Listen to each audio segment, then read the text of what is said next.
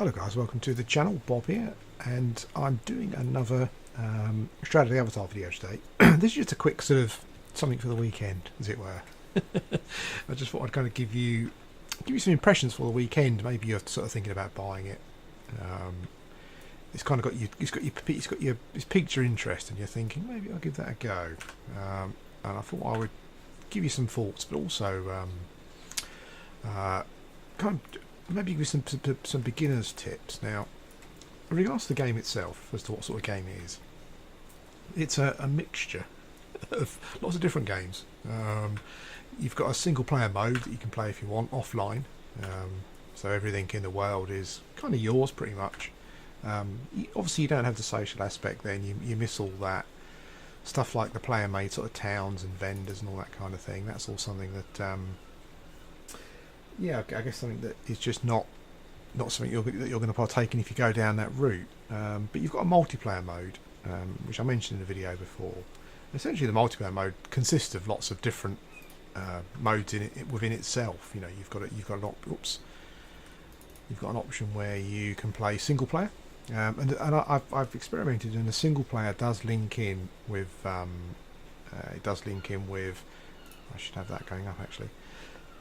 Single player online does link in with multiplayer. So if you go into single player mode, maybe you're in an area like this, for example, and there are guys running around here killing stuff, and you can't find anything to kill or to harvest. You can go into single player online mode, and basically you've then got this area to yourself. So it's interesting.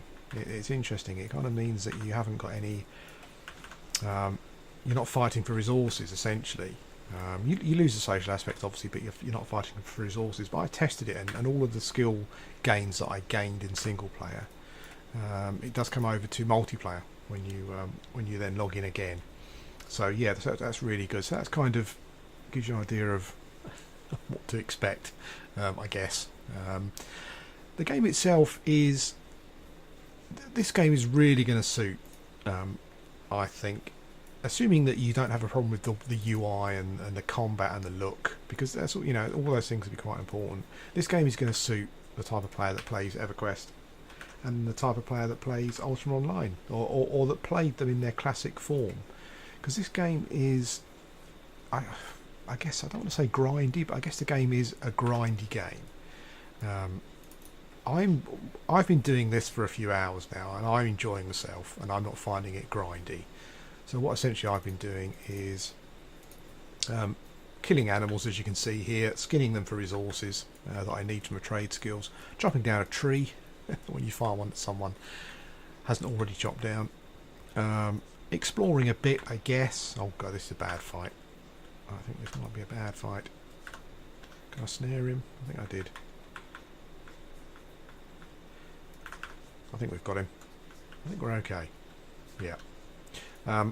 Yeah, it's a grindy game. I'll explain why shortly. But as I said, it's sort of game that will, I think players of EverQuest and Ultima Online in their classic forms will enjoy them. This is what I've been doing. I don't find this grinding at all personally. I enjoy this kind of wandering around, doing things. There's enough for me to do here that is keeping me interested. I'm not bored. But I guess the thing that we all like when it comes to these sort of games is you should watch numbers go up. That's what it's all about. I'm happy doing this because my numbers are going up, and that's, in a way, that's why we like role-playing games. Role-playing games are all about your numbers going up, and while I'm doing this, I can see those numbers go up, and I'm happy with that. A lot of people wouldn't be. A lot of people want to be running around. God, here we bloody die here, are we? A lot of people want to be running around completing something, then turning something in for a quest. That's how some people want to play. But this is what I like. I like doing this kind of thing that some people may call grinding, and watching your numbers get bigger.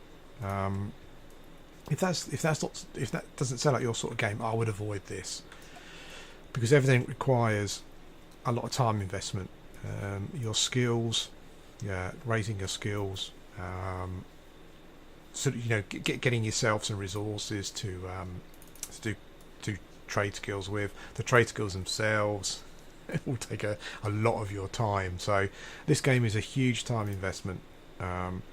but it's one that I personally think I'm going to be playing for a long time. It really has had that effect on me. It's almost the game I've been sort of waiting for. I know that sounds a bit overly dramatic. It's kind of got those. It's kind of got those hardcore sensibilities that we liked,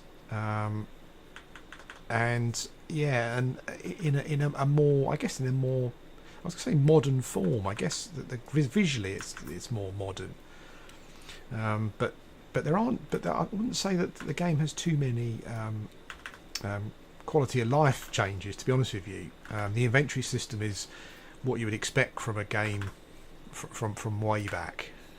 You know, quite clanky, kind of quite frustrating. The combat system again is, you know, can be quite sort of clanky, if that's a word. I keep using it. I'm just going to say I made it up. What's wrong with that? Shakespeare made up words. So did William Wordsworth. Why can't I? Eh? So yes, so it's got those old school sensibilities in the way that you do stuff, and in the way that you progress as well. You know, it's very hugely time based. Whoops, god damn it, leave me alone, wolves. Yeah, it's very time based. You will spend a lot of time doing stuff. To give you an example of what I've been doing today, and this is probably leads into like a slight beginner's guide. Now, what I've discovered is that when you can, because the game is skill based, and you can swap between skills, and you can, if you do archery like I am, you don't like it, you can change with just this one character. If you start the game, I would just pick a combat skill that you just, you know, think you might like the looks of, and then don't worry about raising it too high, essentially, at first. Because what I've discovered is, and the mistake I made at the start, is that your stats are important. I basically kept running out of focus. I kept running out of inventory. I kept running out of strength, and I kept being encumbered, and it was really frustrating me. What I realised was that I hadn't unlocked kind of the raise strength skill, passive skill, or the raise focus passive skill, or intelligence passive skill, as it would be in this case. So I'm running around, and I'm having to keep going back to town because I'm just running out of my encumbrance is just going over the top too quickly, and it just meant for really small sort of forays into the, you know, into the wilderness to collect stuff to sell and to do my trade skills with. But then what I discovered was that there are, in tactics, you've got health and strength, and focus deals with your focus, basically, and subterfuge. I don't want to pick up the wolves because they're a bit too weighty. Deals with your dex. So what I've decided to do with this character is that I've locked all skills apart from strength gaining. And that's what I'm concentrating on. And I've been playing for a few hours today, and I've probably gained about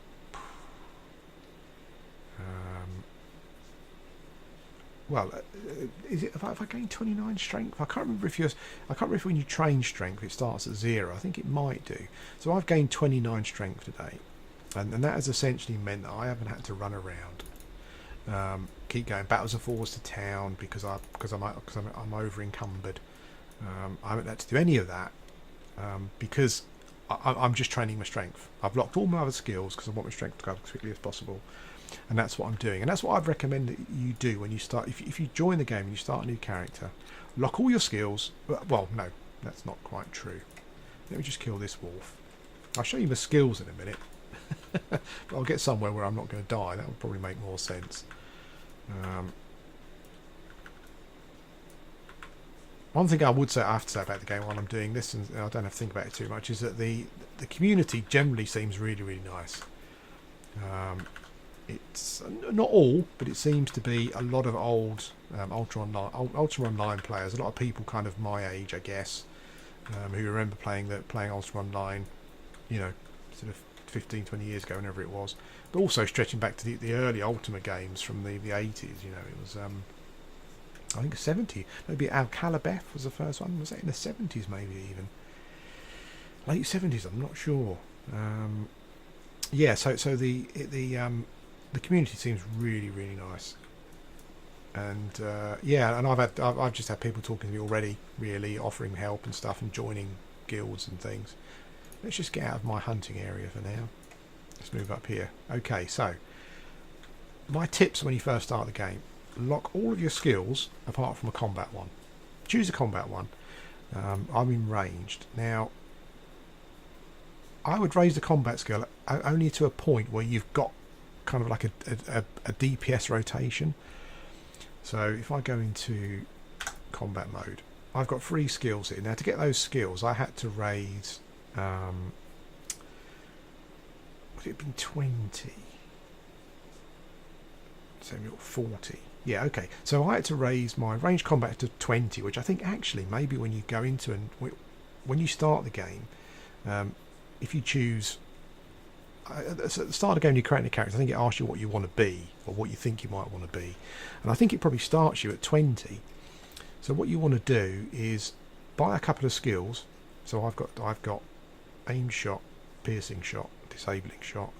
I had to get 40 into aim shot to get piercing shot, but all you need is a few skills so you can kill things with. So in your combat tree, just go down so you've got a few skills. Get a few points into them, I guess, because otherwise, let me have a look. See, one of the interesting things, I'm not sure if the skill number, if the level of the skill has anything at all to do with whether you're going to hit or miss or not. If you look here, it's got range, cooldown as it goes up in level, and damage. So I'm not sure actually. But what I would do is, in your combat skills, just get to a point. What you do, if you do a few quests at the start, you'll have a load of pooled XP. So what you can do is just get a combat skill to a point where you've got a few skills, so you've got a fair damage rotation. So you can essentially kill stuff with. Otherwise, it's going to be really frustrating. When you've got that, and you come to an area, I'm in a 1 skull area. All these mobs to me they were kind of orange and yellow difficulty, which is quite good. It gives me a lot of XP. So come to one of these buy a weapon off of a vendor. Your starter weapon is going to be pretty rubbish, so buy a weapon off of a vendor or a player vendor. You should have enough gold you get some starter quests at the start, so you should have enough gold and stuff. So get your combat skill to a point where you've got a little rotation, so you're doing damage. I bought Stone Fist as an extra bit of damage. Probably didn't really need it actually, but it was at that point where I didn't have too many skills, so I thought, well, I'll buy an extra one, but I probably didn't need that. So only focus on your weapon skills. Get 3 or 4, get 2 or 3, so you've got a rotation basically, and then lock everything. I've got everything locked because everything uses your pooled XP. So if I had my combat skills unlocked, they would be taking up my pooled XP. And it would just go down quickly, and then you run out and you get into a point where you're having to shut your skills down anyway, because you've got no pooled XP. So what I've done is I've decided to focus on one particular thing. So I've shut everything off, and I've just got strength going up at the moment. I did have health as well, but for me I thought strength was most important at the moment, so that's what I'm currently doing. I'm training strength, so and strength seems to go up basically using a combat skill. It doesn't seem to matter what it is. I'm gaining strength from using archery essentially. Yes, and that's it. That is basically what I'm doing, and I'll do that until I'm going to get my strength up to 40, because at 40 it unlocks a new skill, which basically reduces my encumbrance, or increases my weight capacity, I should say, because that seems to be quite important. I'm finding is weight capacity, so I want to get that up as soon as possible. When I've done that, I'll work on the weight capacity skill for a bit. When I've done that, I'll start looking at my archery skills again. I might even decide I don't want to do archery at that point. But remember also, you do the same thing with your dex and your focus skills to raise those up a bit as well. I'll be working on intelligence a bit, but I'm not going to go crazy, just till I feel like I've got enough focus, and go from there. So, and that's my tip. If you're starting this weekend, I would suggest working on your combat skills, which you'll have enough pooled experience for if you do the starter quests at the beginning, until you've got a bit of a damage rotation, and then just go out to your nearest one skull area and just kill mobs. Turn everything off and start working on your stats. And that's my tip. You may find different. You know, you might want to work on your combat skills and ignore your stats and stuff, but that's my feeling. That to me, that seems to be the way to go. I'm going to work on my strength a bit till I'm happy with it. Then I'll move on to something else. And all the while, I'm getting lots of materials for crafting and stuff. I haven't done any crafting yet, but I'm kind of raising them up. So that's my tip. My tip is to not worry too much about what you want to be. Just work on your stats, and there you go. There are very few, if any, beginner's guides on this game. I did watch one about skills yesterday that was quite informative. There's a theory. Someone has done a video that says that your pooled XP is more important than you think it might be, because the skill that you're working on takes a percentage of your pooled XP. It's always the same percentage. So sorry, doe. I killed a poor doe. I try not to kill the aggressive animals, but it's difficult. When you got auto attack on it, just attacks anything when you get near it. It's a bit frustrating. But a theory that I saw yesterday was that your pooled experience. So my ranged combat skill. It will take 5%. So, say for example, at this level, it's taking 5% of my pooled experience. The theory that they were coming up with was that it takes 5% irrespective of what your pooled experience is. So if you've got 10,000 pooled experience, the skill is going to be gaining more XP than if you've got 5,000. That's an interesting theory, and it's something I might try, because what that then, I'm going to bloody die here, aren't I? What that then suggests is that maybe you're better off. I mean, I went for a point where I was just locking off all of my skills, and just gaining, just trying to up my pooled experience amount, essentially, to see if that worked. So I'm going to experiment with that and see if it works. If it does, it'll be really interesting. If you get in trouble after a fight, come out of combat, because you don't seem to gain health if you're in combat mode. So that's interesting, and it kind of, at the moment, it's kind of backing up that theory, because I had about 2,000 or 3,000 pooled XP, and what I've done is I basically shut everything off to get up to about 5,000 pooled XP, and my strength skill now does seem to be gaining quicker. Maybe I'm imagining it, I don't know. But that's a theory I saw yesterday and what I'm going to test. So I wish I'd have known at the start, because what I would have done is I would have just worked on one skill and kept my pool experience level really high, because it gets quite high at the start from those early quests. So if you're starting, maybe that's a tip. Work on raising your stats, and maybe test that theory about the XP pool. See how that works. That might be quite interesting. Anyway, guys, I've talked myself out now. I'm going to go. But I just thought I'd leave you this for the weekend in case you were thinking of starting the game. If you give it a go, let me know what you think. Did my tips help? Is the XP theory correct? I don't know. Anyway, yeah, thanks for watching, and I'll speak to you again soon. Hello guys, welcome back. Just to quickly to add on to the end of the video, there's a couple of other things I want to say. You will also love this game if you're interested in builds and systems and how they work. This game is really interesting in the sense that you can pretty much build whatever you want. So I could be a pole arms wielding cleric, death mage, moon mage, or I could be a dual wielding blades, sun, water mage, fire mage. or you could be all the mages, or you could be all of those. You could be all the combat skills. So yeah, so this is also going to be a game if you love builds and mucking around with builds, because this game seems as though it kind of allows, assuming you enjoy the gameplay, I don't think it's going to be too arduous to kind of change your build. If you get a bit bored, you want to try something else. So this is definitely also a game that you'll love if you like builds in games and mucking around with, just to see what obscene things you can come up with. The other thing also is if you like game systems, game mechanics, and working those out, like the theory that I mentioned just now about how the pooled XP works. You know, if you like mucking around with that kind of thing and working out, come on, Bob, working out how it works, how it all works. You know, if you like that kind of thing, yeah, you'll love it. It's really interesting. I think that's part of the reason why I think I'm sort of enjoying it so much as well. The other thing I wanted to say as well about raising stats is that because it's only one character per account, I'm only going to do this once, and maybe that's why it's not too much of a problem.